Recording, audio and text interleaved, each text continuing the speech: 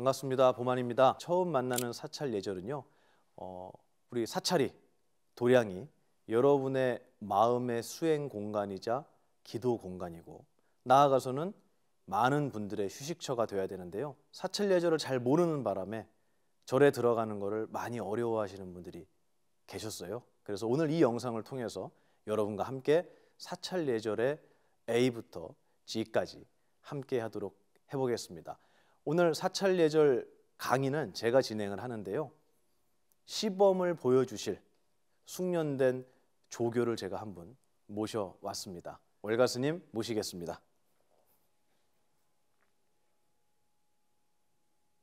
안녕하십니까. 오늘 보만 스님과 함께 숙련되었는지 안 되었는지는 아직 확인이 안 됐는데요.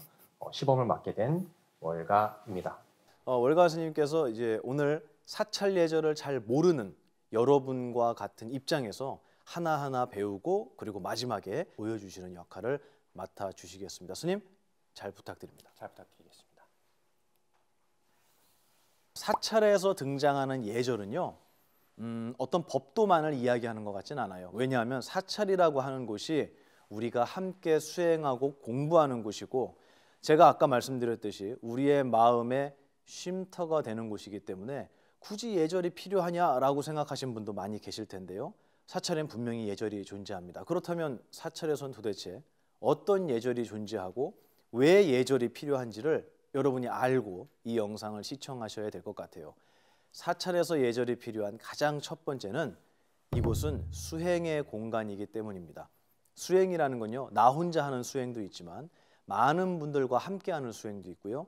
또 나아가서는 스승님께 가르침을 배우는 수행도 포함이 됩니다. 그래서 사찰에서 하는 모든 행위들, 심지어는 같이 식사를 하는, 절에서는 공양이라고 하죠. 공양하는 행위까지도 모두가 수행의 영역에 들어가기 때문에 그 모든 수행의 과정에서 나 이외에 다른 사람에게 피해가 있다면 그거는 예절에 어긋나는 것이다. 또 스승님께 가르침을 배울 때 스승님의 가르침을 올바로 이해하고 오해하지 않기 위해서 내가 어떤 마음가짐을 가져야 할 것인가에 대한 이야기까지 사찰 예절의 전반에 대해서 여러분과 함께 공부해 보도록 하겠습니다. 어려운 내용은 아니고 제가 설명드리면 모두 상식적으로 이해하실 만한 내용이고요. 아, 그래서 절에서 이렇게 했구나라는 것들이 여러분에게 깨달음으로 가슴에 남으셨으면 좋겠습니다. 제일 먼저 법당 예절입니다. 법당 예절에는요, 많은 분들이 사찰, 스님, 법당이라고 하면 하나의 동작이 떠오르실 거예요. 바로 합장입니다. 합장은요, 가장 기초와 기본이 되는 동작입니다. 합장, 더할 합, 손바닥 장. 그래서 왼손과 오른손을 가슴 앞에 모으는 이 동작이 합장입니다. 사찰에서 하는 합장의 의미는요, 왼손은 지나간 과거를 얘기하고요, 오른손은 아직 오지 않은 미래를 이야기합니다. 이 시간에 집중하는 의미에서 왼손과 오른손을 가슴 앞에 모읍니다. 기본 자세입니다. 합장. 이 합장은요, 인사할 때도 쓰고요, 공양하실 때도 쓰고요, 예불하실 때도 쓰고요, 기도할 때도 씁니다. 합장은 가장 여러분이 많이 하는 사찰 예절임과 동시에 여러분의 마음이 가장 쉽게 표현되는 동작이 아닐까라는 생각이 듭니다. 자, 합장 설명드릴게요. 양손을 자기 가슴 앞에 모아서 손가락을 하늘을 향해서, 제 옆에서 보여드릴게요. 하늘을 향해서 모아주시는 동작을 말합니다. 엄지는 붙인다. 자기 가슴에서 손바닥 하나가 들어갈 정도의 거리를 두고 가슴 앞에 두시는 거예요. 그리고 팔꿈치를 너무 이렇게 들지 않으셔도 돼요. 편안하게 자기 몸통에 붙이시고 가슴 앞에 손바닥 하나 정도를 띄우고 손을 모아주시면 되겠습니다. 다시 한번 설명드리면 양손을 가슴 앞에 모으고요. 그리고 손끝은 하늘로, 엄지는 붙인다고 말씀드렸어요. 그리고 가슴에 붙이기보다는 자연스럽게 몸통에 팔을 내리고요. 손바닥 하나가 들어갈 정도로 가슴 앞에 띄운다. 가장 이게 자연스럽고 안정된 합장의 모습입니다. 이렇게 하면 틀렸다가 아니라 이렇게 해도 맞고 저렇게 해도 맞는데 우리가 많은 사람들이 함께 수행하는 공간이다 보니까 우리 이렇게 통일하면 어떻겠습니까? 라는 모범 답안을 제가 드릴 뿐이지 여러분의 합장은 여러분 마음속에 있는 거라고 저는 말씀드리고 싶습니다. 그래서 주변에 누군가가 오늘 저희들이 알려드린 이 합장의 모양대로 하지 않는다고 해서 쫓아가서 왜 당신 그렇게 안 합니까? 틀렸습니다. 라고 분별하시는 일은 없으시길 부탁드리겠습니다. 사찰에서는 특이하게도 절 문화가 아직까지 남아 있는데요. 이 절은 스승님께 또는 부처님께 또는 대중들에게 자기를 낮추고 배움을 청하는 굉장히 소중한 수행입니다. 절을 할 때 기본적으로 부처님 앞에서도 그렇고 스님들 앞에서도 그렇고 절을 몇 번 하죠? 3번 하죠. 이게 3번 절하는 거예요. 이거를 뭐라고 하냐면요. 3배. 3번 절을 한다라는 의미죠. 3번 절을 한다. 근데 이 3배를 할 때 그냥 바로 엎드려서 절을 하는 게 아니고 이 앞에 들어가는 게 있어요. 제가 어떻게 그렸습니까? 반원. 그죠? 일부러 반원을 그린 거예요. 왜냐하면 이 절 하나는 1배, 1배, 1배. 그래서 더하니까 3배가 된 거예요. 이 앞에 반원은 그럼 뭐겠어요? 반배입니다. 그래서 3번의 온전한 절이 아니라 반만 하는 절이다. 그래서 이것을 반배라고 이야기합니다. 그러면 우리가 알고 있는 3번 절하는 3배는 3번의 절 앞 뒤에 반배씩이 들어가죠. 이 반배를 어떻게 하는 거냐? 이 예절을 알려드리려고 해요. 반배하실 때는 허리를 구부려서 인사드리는 게 맞습니다. 머리와 등과 허리가 일직선이 돼야 돼요. 한번 해보시겠습니까? 자, 잠깐 멈춰주세요. 보이시죠? 등과 허리가 다 일직선이 됐어요. 이렇게 해줘야 되는데 여기서 잘못된 예. 그렇죠? 이거는 합장반배를 뭐 틀렸다라기보다는 올바른 아름다운 모습으로 합장반배하는 게 아니다. 허리를 구부려서 서로 존중하는 인사를 하는 것이 합장반배다. 이렇게 이해하시면 되겠습니다. 이 합장반배를 통해서 우리가 법당을 들어가거나 도반을 만나거나 스님네들을 만난 뒤에는 바로 절을 하게 됩니다. 스님들께서 1배만 하십시오 라고 말씀하시지 않는 한은 3번 절을 드리는 게 맞습니다. 그리고 부처님 앞에서도 당연히 3번 절을 해야겠죠. 기본 자세는 합장반배입니다. 그래서 1배를 하기 전에는 합장반배가 맞춰진 상황이겠죠. 월가 스님께서 합장반배 하셨습니다. 그리고 이제 1배를 들어가는데요. 보여주실까요, 월가 스님? 먼저 무릎을 꿇고요. 무슨 손부터 됐죠? 오른손. 그리고 왼손. 이마를 대시고요. 충분히 얼굴에 들어갈 정도로 이렇게 벌리시고 그 다음에 손을 뒤집습니다. 그리고 내 귀 있는 데까지 올려요. 이 동작 있죠? 귀 있는 데까지 올리는 동작을 뭐라고 하냐면 접종례라고 합니다. 부처님의 양발을 내 손에 올려서 내 머리 위로 올리는 의미이다. 그리고 월가 스님께서 지금 어떻게 하셨냐면 올린 손을 손등으로 내려오셨어요. 맞죠? 그리고 손바닥을 뒤집습니다. 일어나실 때는 반대로 왼손, 오른손 자연스럽게 합장하시고 자리에서 일어나셨어요. 스님께서 절하실 때 오른손 먼저 댔잖아요. 왜 오른손부터 댈까요? 스님들께서 입고 계시는 이 가사는 이걸 꿰매놓은 게 아니에요. 그래서 이게 다 풀어집니다. 이렇게 절을 할 때는 이 왼손으로 가사를 붙잡고 가슴에다가 대요. 그럼 안 풀어지겠죠? 그리고 오른손을 댑니다. 그리고 앉은 다음에 엎드린 다음에 왼손을 대게 됩니다. 오른손 왼손 하고 엎드렸죠. 그때 발 어떻게 될까요? 누구라도 이렇게 될 수밖에 없어요. 네, 서 있어요. 그리고 오른손, 그 다음에 왼손, 그 다음에 이마를 댈 때 어떻게 됐죠? 왼발이 오른발 위로 올라가도록 포개입니다. 이게 엎드리는 자세에서 나오는 거예요. 여러분이 해보시면 이렇게 될 수밖에 없어요. 발을 겹치지 않고 포개지 않고 세워볼까요, 월가 스님? 그렇죠. 이렇게 세우면 굉장히 불안정하고 떨지는 마시고요, 선생님. 등이 구부러지고 엉덩이가 올라가요. 납작 엎드리기 위해서는 발을 포개할 수밖에 없다. 또 하나는 엎드릴 때는 이마를 대는 거예요. 여기를 대는 분이 있어요. 그러면 등이 어떻게 되나 보세요. 이렇게 올라가게 됩니다. 그래서 이마를 대는 거예요. 좌복에 자기의 이마를 댑니다. 그 다음에 두 번째 절해야 되잖아요. 똑같이 한 번 더 하시는 거예요. 한번 볼까요? 우리 가수님 일배 부탁드립니다. 이제 두 번째 절을 하고 계십니다. 이마, 손 뒤집어서 귀 접종내, 손등으로 내려오고 뒤집고 가슴 앞에 왼손, 오른손, 그리고 발 세우고 다리로 일어났습니다. 마지막 절에서는 고두레라는 것이 추가가 됩니다. 일어나기 전에 자기 이마 앞에 합장을 한번 더 해주는 거예요. 세 번째 절을 보여드릴게요. 똑같이 무릎 꿇고 오른손, 왼손, 이마 뒤집고 접종내, 손등으로 내려오고요. 그 다음에 다시 뒤집고, 여기까지는 똑같아요. 일어나기 직전에 고개를 살짝 들고요. 예, 자기 얼굴 앞에 손을 모읍니다. 이게 마지막 절이라는 표시예요. 그리고 다시 손바닥을 땅에 대고 일어나시면 돼요.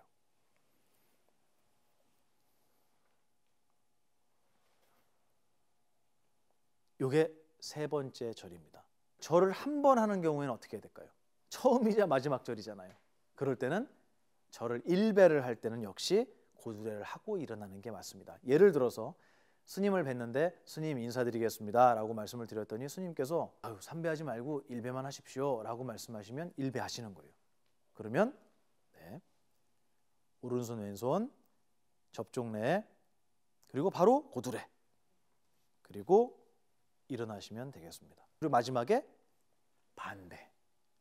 스님들께서 참선을 하시거나 좌선을 하시는 곳은 무조건 좌식, 바닥에 앉고요. 그러니까 뭘 깝니까? 방석이라고 하죠. 근데 방석이 아니라 절에서는 좌복이라고 합니다. 법당에 들어오시면 좌복을 깔고 여기 앉아서 참선도 하고 법문도 듣겠죠. 그러면 바닥에 앉으니까 앉는 자세가 있어요. 불교에서는 가, 부, 좌라고 합니다. 부처님의 상을 보면 부처님 가부좌를 하고 앉아 계세요. 이 가부좌는 익숙하지 않은 분들은 다리가 엄청 아파요. 그래서 익숙하지 않은 분들을 위해서 한쪽만 다리 위에 올리는 반가부좌라는 걸 하게 됩니다. 이 가부좌는요, 꼭 예절이라고 하기보다는 올바른 자세로 앉아야 긴 시간을 앉아서 법문을 들을 수 있고 힘들지 않게 공부할 수 있기 때문에 앉는 법은 상당히 중요하다라고 말씀드리겠습니다. 가부좌를 어떻게 하는 건지 보여드리겠습니다. 왼발을 자기 오른쪽 허벅지 위로 올립니다. 네, 감사합니다. 그리고 나서 오른발도 왼쪽 허벅지 위로 올립니다. 네, 이렇게 되면 양발이 전부 다 하늘을 향해 있죠. 이 자세로 우리 석가모니 부처님도 앉아 계세요. 이거를 뭐라고 한다? 가부좌라고 합니다. 반가부좌, 한쪽만 올리는 거를 알려드릴게요. 오른발을 왼쪽 다리 밑으로 당겨서 놓습니다. 그러면 왼발만 올라갔네요. 반가부좌. 반가부좌를 하고 있는 상태에서 이 허리를 펴는 게 중요해요. 내 엉덩이를 조금만, 요만큼만 뒤로 물러 앉는다고 생각하세요. 다리는 그냥 두고. 이렇게 되면 허리가 완전하게 펴져요. 그래서 지금 보시면 월가스님 머리, 등, 허리가 다 일직선입니다. 그리고 양손은 가볍게 무릎 위에 올리든지 아니면 포개서 단전 앞에다가 댑니다. 손은 모아서 단전 앞에 두시고 엉덩이를 살짝 빼셨죠. 그리고 반가부좌 하시고 네, 정면을 바라보시는데 시선을요 약간 상향을 바라보면 턱이 들리게 돼 있거든요. 그래서 앉을 때는 고개를 숙이는 게 아니고요, 그 시선을 바닥을 본다라고 생각하고 턱을 살짝만 당기면 아주 바른 자세가 나옵니다. 한국 남자들이 법당에 들어가는 걸 두려워해요. 어떻게 행동해야 되는지를 모르기 때문에 이 법식, 법도를 모르기 때문에 법당에 들어가는 걸 되게 어색해하시는 분들이 많이 계신데요. 오늘 제가 설명드리는 거 들으시면 누구라도 마음 편안하게 오셔서 부처님 뵙고 스님들께 인사드릴 수 있을 겁니다. 전통 사찰은 대부분이 가로로 긴 건축물입니다. 법당에 문이 보통 3개가 있어요. 보통 3개. 가운데 큰 문이 하나가 있습니다. 그리고 이쪽에 하나가 있고요. 이쪽에 하나가 있어요. 부처님께서 앉아 계신 이 앞쪽에 이 정면에 있는 문은요, 그냥 아무나 들어가는 문은 아니에요. 이 사찰에서 가장 어른 스님만 이 문을 통해 들어가세요. 그럼 어떤 분은 야, 절에서도 위아래가 있고 여기도 야, 신분제가 있구나 이렇게 생각하시는데 그런 뜻이 아니고요. 이 가운데 문을 통해 들어가신다는 것은 부처님을 대신해서 이 대중들에게 법문을 하시는 어른 스님께서 들어가신다라고 생각하시면 돼요. 그래서 대중들은 이 가운데 문을 쓰지 않고 양쪽 옆 문을 사용을 합니다. 제가 이 빗금친 이 부분을 부르는 이름이 있습니다. 여기를 뭐라고 하느냐? 어간이라고 합니다. 어간은 임금님 앞을 얘기하는 건데요. 우리나라에서 부르는 이름이에요. 그래서 부처님 앞에 있는 이 빗금친, 실제로는 보이지 않지만 이 공간을 어간이라고 부르고요. 이 어간 앞에 있는 문이니까 당연히 무슨 문? 어간문이라고 합니다. 이 옆에 문은 오른쪽 왼쪽 문이 있는데 여기에 대돌이라고 부르는 돌멩이가 놔져 있어요.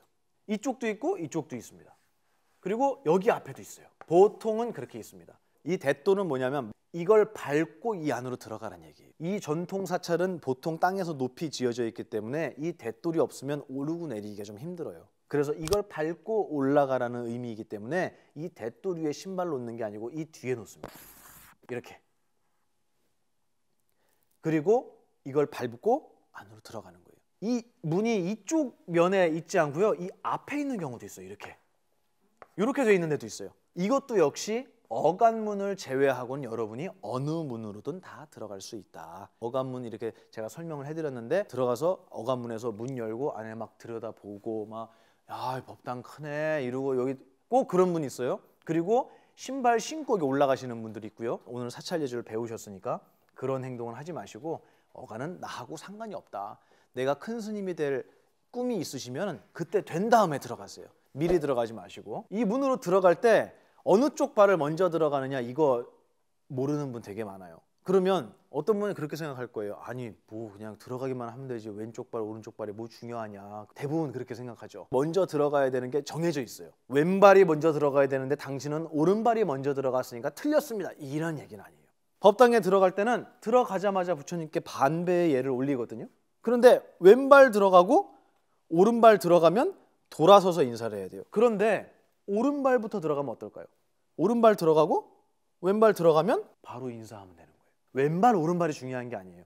여기에 가장 어른이 계신다고 생각해봐요. 내가 정말 존경하는 스승님께서 앉아 계세요. 근데 이렇게 들어가는 사람이 어디 있어요? 당연히 오른발을 먼저 들어가서 이렇게 인사하게 됩니다. 이해가 되셨죠? 이게 법당에 들어가는 발의 순서다.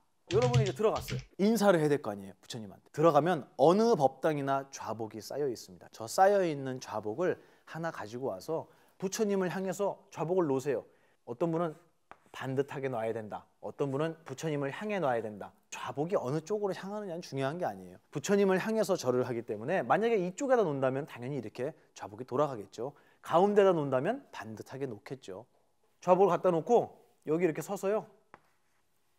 부처님을 향해서 삼배를 하시면 되겠습니다. 절을 잘 모르시는 남자분들이 이런 분들이 많아요. 뭐냐면 절 도량을 걸어 다닐 때, 법당 내를 걸어 다닐 때 굉장히 씩씩하게 이렇게 걸으시는 분이 있어요. 근데 절에서는 두 손을 모아요. 차수라고 합니다. 그래서 보여드리면 왼손을 자기 단전에 두시고요. 오른손을 왼손 위에다가 포개서 잡습니다. 차수를 하고 발 뒤꿈치를 들고 차수를 하고 그리고 다니시는 거예요. 이게 법당에서 기본적인 예절입니다. 아니 뭐 이렇게 복잡합니까? 이유가 있죠. 옆에서 좌선을 하고 계신 분이 있어요. 근데 쿵쿵쿵쿵 하고 다녀요. 어떨까요?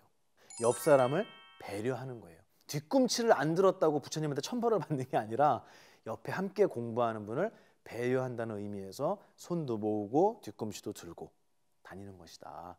차수. 이해가 되셨죠? 도량 내에서는 그렇게 다니시면 되겠습니다. 이 법당에서 막 신이 나서 돌아다닐 일은 별로 없어요. 그러진 않아요. 근데 이 어간을 지나가는 경우가 있어요. 예를 들어 여기에 내 도반이 앉아 있어요. 그럼 나 그분 옆에 앉고 싶어. 근데 일로 들어왔어요. 그럼 어간을 지나가야 되잖아요. 그죠? 기본적으로 스님들은 이 어간을 지나갈 때 이렇게 해라라고 스님들은 교육받는 내용이 있어요.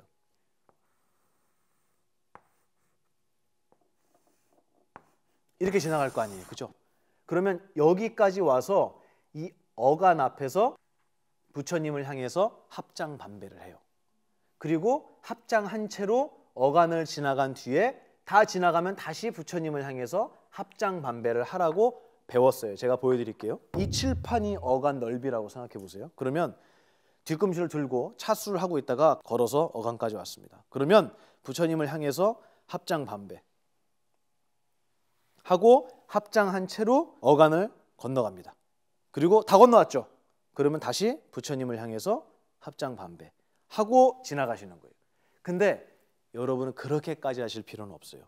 어간 앞을 지나갈 때는 차수하고 법당에서 다니다가 어간 앞을 지나갈 때만 합장하시고 지나가시면 되겠습니다. 법당에서 부처님께서 앉아 계신 이 단을 부르는 이름이 있어요. 이걸 뭐라고 부르냐면 상단이라고 해요.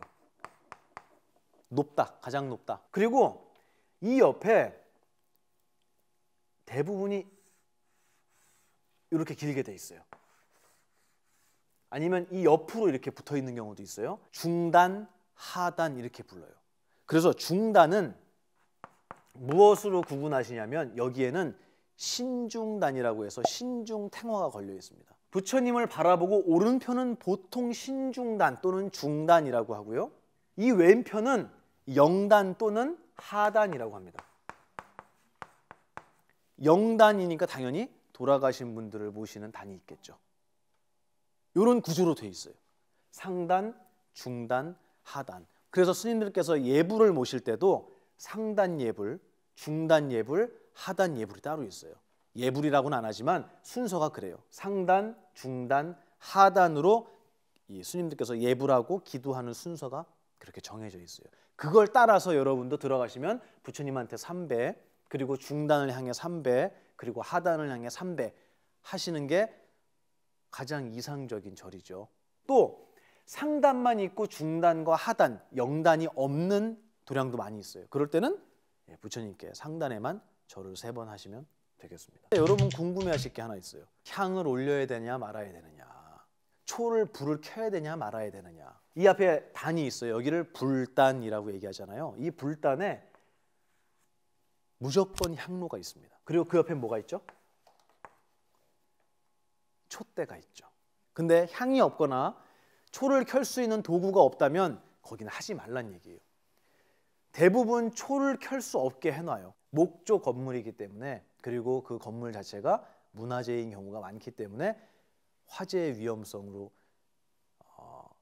라이터나 성냥을 갖다 놓지 않는다. 이렇게 이해하시면 되겠습니다. 굳이 차에 가서 라이터 찾아오시면 안 돼요. 옆 사람 빌려서 괜히 켜고 이러지 마세요. 하지 말란 얘기예요. 기본은 들어와서 부처님께 초와 향을 올리는 게 맞다. 그리고 좌복에서 절을 3번 드리고 그리고 나오시면 돼요. 그게 아니라 나는 앉아서 잠깐 기도를 하고 싶어, 아니면 잠깐 나는 좌선을 하고 싶어 하시면 초와 향을 올리시고 자리로 돌아와서 아까 말씀드린 가부좌를 하시거나 반가부좌를 하시거나 앉아서 여러분 기도나 공부를 하시면 되는 거예요. 향을 올리는 모습, 그리고 도구를 이용해서 촛불을 끄는 모습까지 보여드리도록 하겠습니다. 합장하고 걸어오셔서 부처님 앞에 가까이 섭니다. 그리고 부처님을 향해서 반배를 올리고요. 향들이 꽂혀 있죠. 이 향을 많이 피우시지 말고 하나만 피우시면 돼요. 가까운 초에다가 향을 갖다 댑니다. 불이 붙었습니다. 그리고 이 향은 무연향이라고 해서 연기가 없어요. 근데 보통 향은 연기가 납니다. 그리고 초에다가 불을 붙이고 나면 여기에 불꽃이 붙어 있는 경우가 있어요. 이럴 때 이 불꽃을 후 하고 불지 마시고, 후 하고 불지 마시고 한번 흔들면 꺼져요. 불은 꺼지고 불꽃만 남은 상태에서 이 향을 부처님 앞에 올립니다. 부처님을 향해서 합장 반배. 물러날 때는 뒤로 획 도는 게 아니고요, 뒷걸음질로 물러납니다. 그리고 어느 정도 물러난 뒤에는 이제 제자리로 들어가시면 되겠습니다. 촛불을 꺼라 그러면 어떻게 끌까요? 입으로 후 불겠죠. 법당에는 대부분 이렇게 촛불을 끄는 기구가 있어요. 꽃갈 모양으로 되어 있고요. 안에가 이렇게 비어 있어요. 촛불을 이걸로 덮어서 꺼라 이거예요. 자, 보여드릴게요. 갖다만 대도 꺼졌어요. 살짝 덮고 잠깐만 기다리시면은 불이 꺼집니다. 그리고 제자리에 놓으시면 돼요. 이렇게 하나씩 다 끄시고 그리고 법당에서 나가시면 되겠습니다. 일반 예절입니다. 이 일반 예절이라는 말은 제가 붙인 거예요. 왜 이 일반 예절을 붙였냐면 사찰 예절이라고 하면은 들어갈 때 어떻게 해야 되고 나올 때 어떻게 해야 되고 절은 어떻게 해야 되고 이런 생각만 하시는데요. 사찰은 아까 말씀드린 것처럼 관광지이기도 해요. 누구에게는. 하지만 제가 볼 때 사찰은 수행 공간이고 스승님께 가르침을 배우는 공간입니다. 그래서 그 자리는 나를 비롯한 많은 수행자들이 스님들의 제자들이 함께 공부하는 자리예요.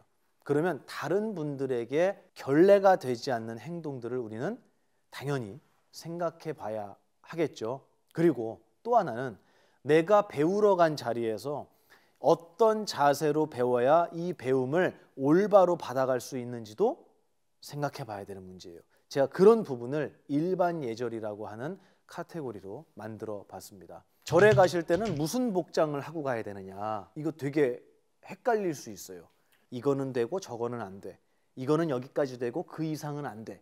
이렇게 여러분이 생각하기 때문에 어려움을 느껴요. 기본은 뭐냐면요, 내가 가장 존경하는 스승님이 계신 방에 들어간다고 생각하시면 돼요. 그럼 문 열고 들어가자마자 뭐 할까요? 당연히 인사하죠. 그게 아까 여러분 배우신 들어오자마자 부처님께 인사드렸잖아요.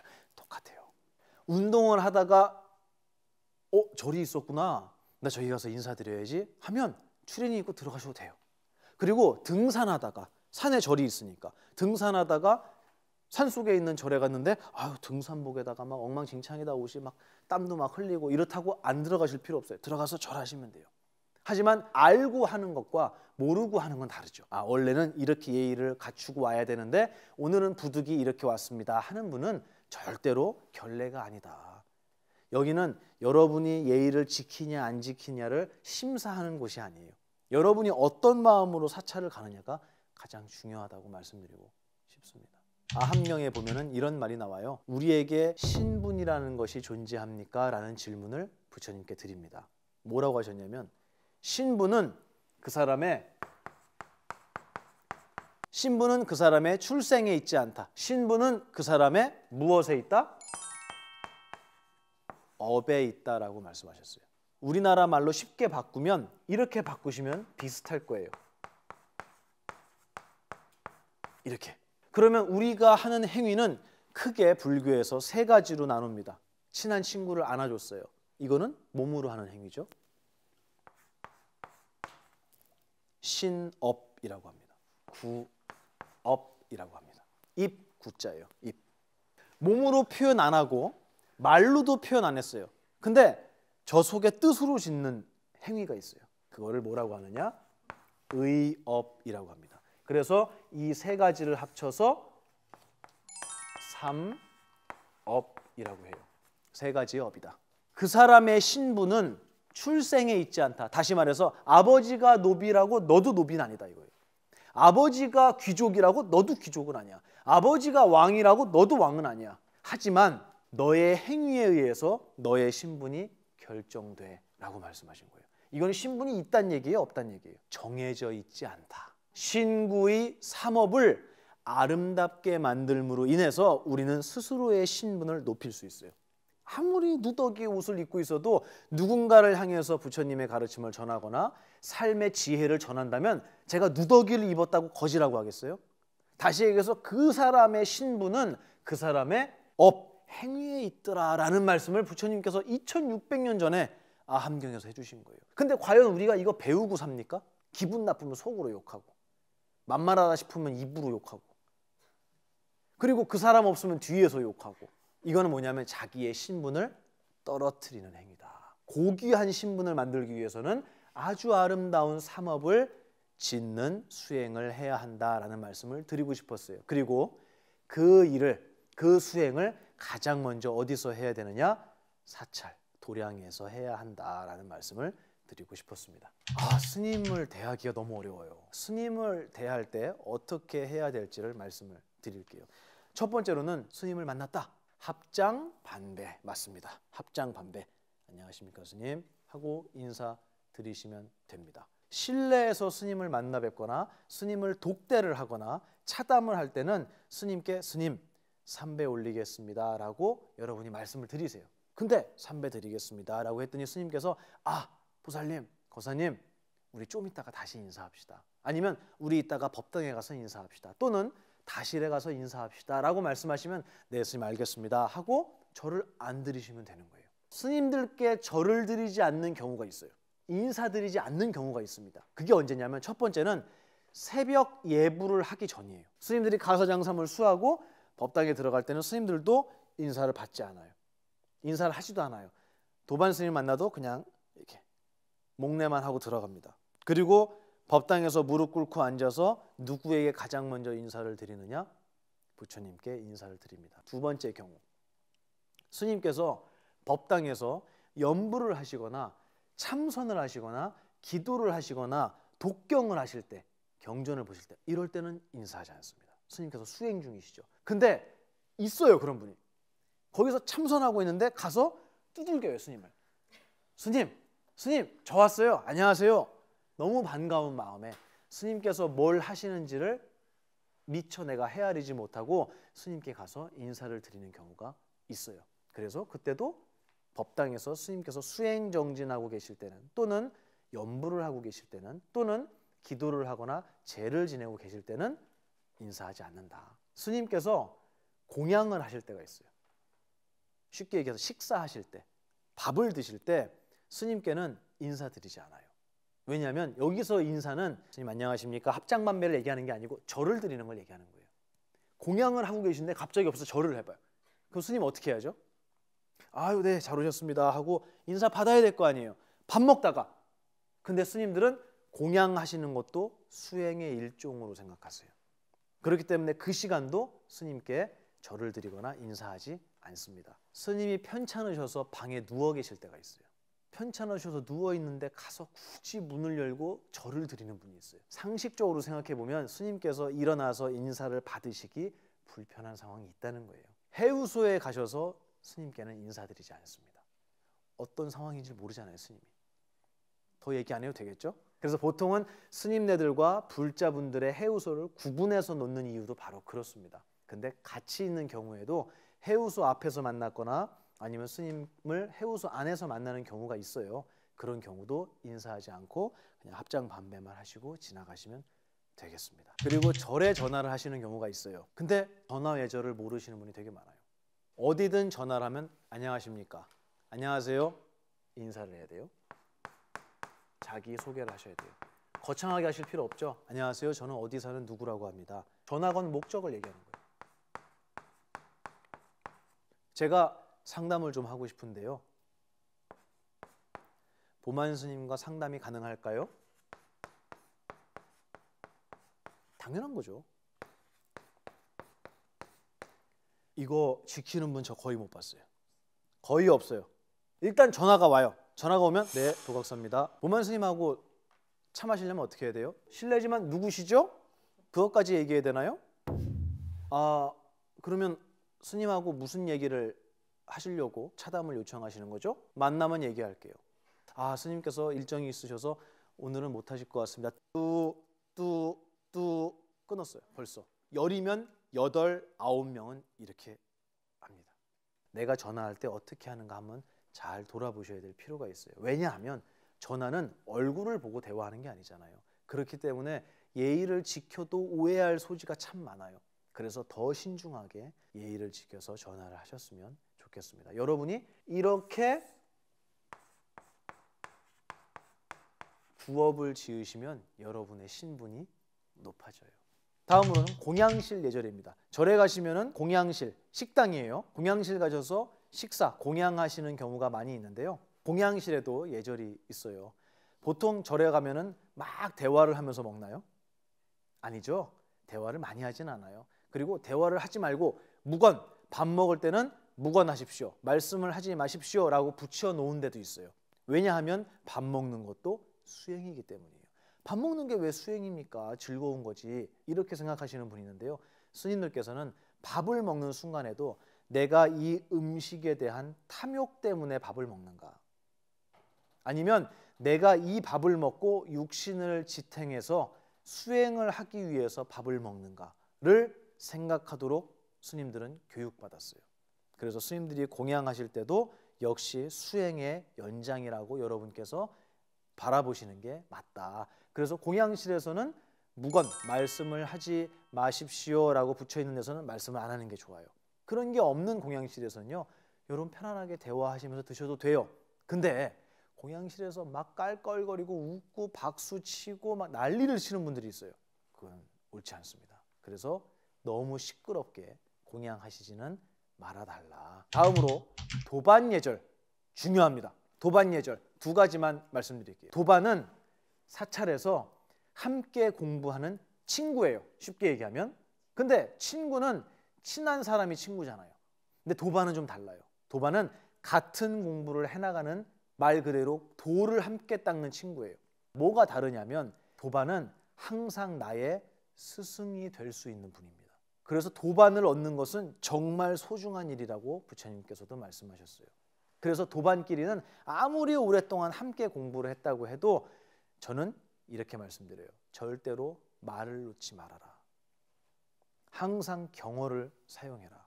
저도 도반 스님들이 많이 계신데 말씀을 스님께 드릴 때는 놓지 않습니다. 아무리 저보다 나이가 어리거나 아니면 오랫동안 함께 계속 공부를 하고 살아왔던 스님이라고 하더라도 절대로 저는 말을 놓지 않아요. 스님 감사합니다. 스님 이렇게 해주십시오. 여러분도 그랬으면 좋겠어요. 도반분을 대하면서 이렇게 해주세요. 감사합니다. 잘 지내셨죠?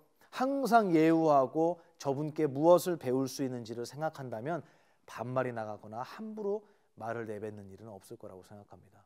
두 번째, 절에서는 송납을 따르지 않아요. 송납, 범납. 송납은 속세의 나이. 그러면 범납은 출가한 나이예요. 출가한 나이. 그러면 내가 송납이 속세의 나이가 많든 적든 출가한 나이가 어리면 나보다 먼저 출가한 분에게 절을 하게 되어 있습니다. 그렇게 사형 사제가 결정돼요. 근데 저는 도반도 이래야 된다고 생각해요. 도반도 나보다 먼저 이 법을 공부하신 어른이 계시잖아요. 나보다 나이가 어리다고, 송납이 어리다고 해서 그분을 무시해서는 안 되는 거예요. 그래서 먼저 공부하신 분이 있으면 그분이 아유 저보다 연세도 많으신데 말씀 편하게 하십시오 라고 나보다 범납이 높은 먼저 공부하신 나이 어린 사람이 이야기한다 손 치더라도 그분께 깍듯하게 예의를 지키는 게 맞다. 그래서 나는 너보다 범납이 많으니까 너한테 반말할 거야가 아니에요. 그게 아니라 범납을 존중하는, 공부를 먼저 하신 사형, 선배를 존중하는 마음에서 수행자들은 절대로 송납에 의해서 위아래를 정하거나 나보다 나이가 어리다고 해서 보자마자 하대를 한다거나 이런 일은 있어서는 안 된다. 그래서 직접적으로 여쭤보진 않지만 우리가 대화하다 보면 대충 알게 되고요. 이걸 상관하지 마시고 무조건 존중해라. 도반은 도량 내에서 항상 존중해라 라는 뜻으로 이해하시면 되겠습니다. 여기 이렇게 매달려 있어요. 물고기 앞에 매달려 있는 거예요. 아니요. 예, 물고기한테 매달려 있는 게 아니고 제가 좀 지울게요. 아유 미안합니다. 여기 천장에 매달려 있어요. 기둥에. 이렇게.